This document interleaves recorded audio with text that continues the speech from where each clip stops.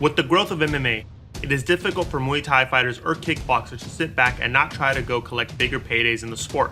However, the transition from a striking-only martial art to mixed martial arts, where now they have to worry about takedown submissions and ground and pound, is not easy. Many try it, but not many can carry their success in Muay Thai or kickboxing to MMA. This is Nathan with Muay Thai Authority, and today we're going to be looking at the 10 best fighters to successfully transition from Muay Thai or kickboxing to MMA. For this video, we are not going to be looking at fighters unless they had a pro career in Muay Thai or kickboxing or an extensive amateur background. Fighters that just had a handful of amateur fights will not be included, or they only had 1 or 2 pro fights against low-level competition. They also have to have achieved some level of notable success in MMA. Being undefeated while not fighting the highest level of competition isn't going to get you on this list. We are not including fighters who have a striking predominant style, but have not cut their teeth on the Muay Thai or kickboxing circuit against high-level opponents. So with that said, let's get right to it. Number 10 on this list is Alistair Overeem. The Demolition Man started competing in kickboxing and MMA in 1999, but his kickboxing debut came before his MMA debut. Overeem competed in both kickboxing and MMA early in his career before switching his focus to MMA. But then he made a big splash when he returned to kickboxing by winning the 2010 K1 World GP. From 2008 to 2010, he recorded some huge wins in kickboxing over names like Badr Hari, Peter Aert, Tyrone Spong, and Gokhan Saki. He was a legitimate contender in MMA and won the Strikeforce Heavyweight Championship and challenged for the UFC Heavyweight Championship. Part of his success came because his sheer size, which is why, despite winning the K1 World GP, he is number 10 on this list. If he had accomplished it early in his career before he turned into Overeem, he would have ranked a lot higher. Number 9 on this list is Duane Ludwig. Bang was an active amateur in Muay Thai before turning pro in MMA. And after turning pro in MMA, 1 month later he turned pro in Muay Thai. Early on in his career, he alternated between Muay Thai and MMA and kickboxing, seemingly taking whichever fight he was offered. He would get some big fights in kickboxing and Muay Thai, which included names like Masato, Albert Kraus, Ramon Decker, John Wayne Parr, and Malapet. In MMA, he made it to the big show, fighting for Strikeforce and the UFC, where he achieved mixed results. For a while in kickboxing, he was a frequent representative for the USA when competing for K1, and that's why he places number 9 on this.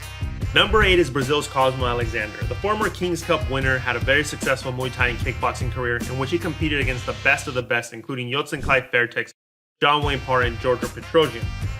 He started competing in MMA in 2011 for Bellator and most recently competed for one championship where he scored a viral knockout of Sage Northcutt. The reason Cosmo ranks where he does on this list, despite not fighting for an organization like the UFC or winning a title in MMA, is because he was a legit, well-respected name in Muay Thai and kickboxing. Whereas with Overeem and Ludwig, when they were competing in Muay Thai and kickboxing, people might have also known them for MMA. When Cosmo was a very active Muay Thai fighter and kickboxer, that is all people knew him for, and MMA was an afterthought. Number 7 is Francis Cyril Gane. The French striker was active in France's Muay Thai and kickboxing scene. He might not have had a list of top-notch names in the sport, but he actually competed in Muay Thai and kickboxing for 4 years before switching to MMA in 2018. He managed to pick up wins over Bryce Guidon and Yassine Bougnanef while active on the French Muay Thai and kickboxing circuit. Once transitioning to MMA, it didn't take long for him to reach the UFC and then secure the interim heavyweight championship. It took him 3 years from when he made his MMA debut to become a UFC champion. Number 6 is Mark Hunt. The Super Samoan started off in kickboxing where he competed for K1 when they were stacked with the best heavyweight strikers in the world. He faced names like Jerome Lebanon, Ernesto Hus, Mike Bernardo, and Stefan Lecco. He eventually moved over to MMA and competed in both sports. He fought for Pride FC until they were bought by the UFC and then ended up competing for them, even challenging for an interim heavyweight title but coming up short. He eventually had a falling out with the UFC and has been involved in a legal battle with them. But he not only faced the best of the best in kickboxing, but the best of the best in MMA. And despite his record seeming a little, not illustrious, he literally gave some of the best guys in the world a run for their money in MMA. Number 5 is Mirko Cro Cop. Like Hunt, he got started in kickboxing and cut his teeth in the talent-heavy K1 scene of the late 90s, early 2000s. He faced names like Ernesto Hus, Sam Greco, Andy Hug, Jerome Lebanon, and more. He had success in K1 before moving on to MMA, where he competed for Pride FC. He became a staple of Pride's heavyweight division and challenged for the championship against Fedor Emelianenko. He won the 2006 Pride Openweight GP, and then he went on to compete for the UFC, where he had some success, but eventually found his way back to K1, where he won a K1 World Grand Prix. He ended his career in MMA, fighting for Ryzen and Bellator. Number 4 is the Iron Lady, Germaine de Randamie. The Dutch striker had a phenomenal Muay Thai and kickboxing career, where she was undefeated with a record of 46-0. She dabbled in MMA for a few fights before fully committing to the sport. In Muay Thai and kickboxing, she holds wins over the likes of Julie Kitchen, Hattis Oziort, and Angela Park. Once she moved to MMA, she was able to put together a respectable 3-2 record before getting a call up to the UFC. Unlike a few others on this list though, it seemed it took her a little bit longer to get used to MMA. But once she did, she won the UFC Women's Featherweight Championship in her 10th MMA fight, but was later stripped of the belt after refusing to defend it against Chris Cyborg. She later competed for the Women's Bantamweight title but came up short against Amanda Nunes. If it was not for her injuries that have consistently kept her out of action, she could have ranked a lot higher on this list, as she could have added more victories to her resume in MMA. Number 3 is UFC middleweight champion Israel Adesanya. The last style bender started off in kickboxing and then quickly began competing in MMA as well. He fought some very good competition in kickboxing, competing against the likes of Simon Marcus, Philippe Verlinden, Jason Wilness, and Alex Pereira. After losing his final 2 kickboxing bouts in 2017, he jumped to MMA full-time, and 2 fights later he was in the UFC. He would capture the UFC middleweight title and not taste defeat in MMA until he jumped up to the light heavyweight division to try to become a dual champion. He has looked unstoppable in the middleweight division, but as of this video, Alex Pereira has joined the UFC, and fans are anxiously awaiting to see a potential fight between them in the UFC. In kickboxing, Pereira holds 2 wins over Adesanya, including 1 by knockout.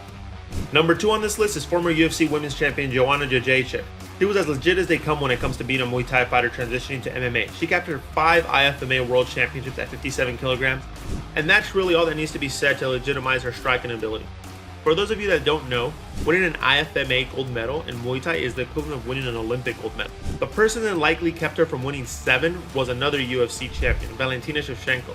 Their pair fought twice in the IFMAs, with Valentina winning both times. Fast forward to Joanna switching her focus to MMA and winning the UFC strawweight title in her 3rd fight with the promotion. She then went on to defend the title 5 times before being dethroned. It doesn't get much better than that when you're talking about fighters transitioning from Muay Thai to MMA. She won 5 IFMA gold medals, and then she defended her UFC championship 5 times. Only one person has done it better, and that is the person who defeated her twice in the IFMA. Valentina Shevchenko. Number 1 on this list is the Bullet.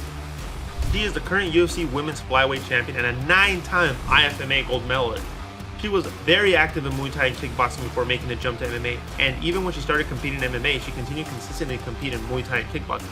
She beat Joanna Jedrzejczyk twice in the IFMAs and once in the UFC. She also holds notable wins in Muay Thai and kickboxing over Ank van Gestel, Yolanda Wyman, and Angelique Pitot. She had defended her UFC championship 6 times and is clearly the most successful Muay Thai fighter in kickboxing to transition to MMA. There you have it. As always, let us know if you agree or disagree with this list, and if you disagree, who would you have included on it?